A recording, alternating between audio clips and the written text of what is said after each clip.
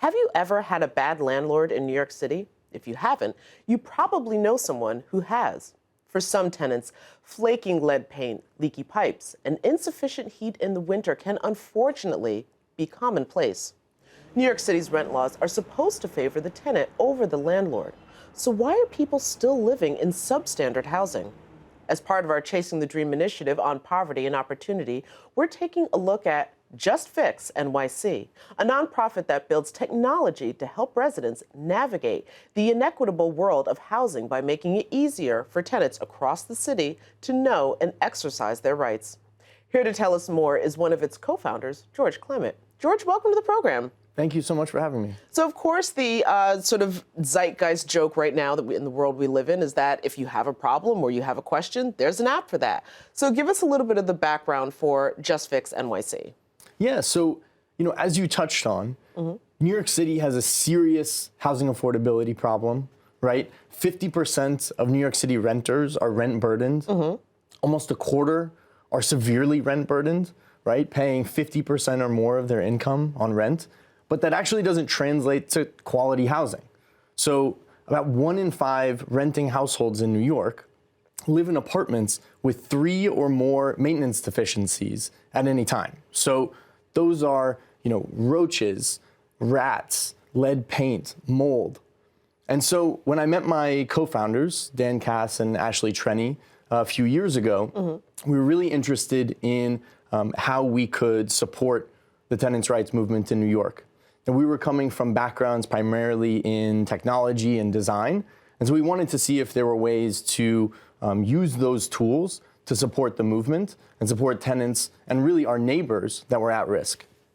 So then when it comes to an app like this, because I was going through it and it seems to use a lot of, I guess, crowdsourcing, for lack of a better description, like getting people to sort of come in and share who their landlord is, what their problems are, what hasn't been done.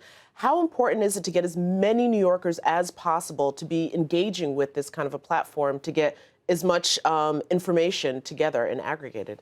Yeah, absolutely. So, we do a lot of work to analyze all of the information that tenants are submitting through the various tools that we offer. And we also look at a lot of different data from the city itself. So different agencies are publishing open data about, housing violations, finances of buildings. And so we're looking at that to identify, what are the buildings and neighborhoods that are most at risk, and also who are the landlords that are, have track records of being bad actors across their whole portfolio. And so it is really critical as we try to do that kind of identification so that the work that advocates are doing and that the city is doing can be really targeted, because it's one of these types of issues where, it's sort of an 80-20 or 90-10 problem, where, 10 or 20% of the landlords are responsible for 80 or 90% of the issues. And so doing really targeted work and identifying who the landlords, the corporate landlords and management companies that have bad track records, identifying who those companies are so that the enforcement and the outreach can be really targeted at the buildings in those landlords' portfolios. Now, of course, you did just say the corporate landlords. So much of the conversation that we've been having, especially lately here in the city, has been about public housing and the insufficiencies with the public housing stock in the city. Does this app address any of that at all?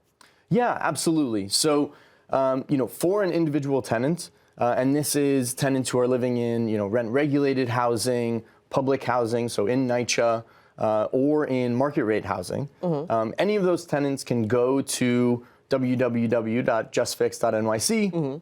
They enter in their address, and again, you can enter in a NYCHA address or a private housing address within the 5 boroughs, and you'll get some different data about your building, right? So if there are current violations, if there have been evictions in the past few years, and then you'll get a series of actions that you can take based on the situation that you're dealing with. So this might be everything from ordering your rental history to see if your apartment is rent stabilized or if you've been overcharged. You can send a letter of complaint, an official letter of complaint via certified mail directly to your landlord. And you can do everything all the way up to actually creating the court filings to bring your landlord to housing court.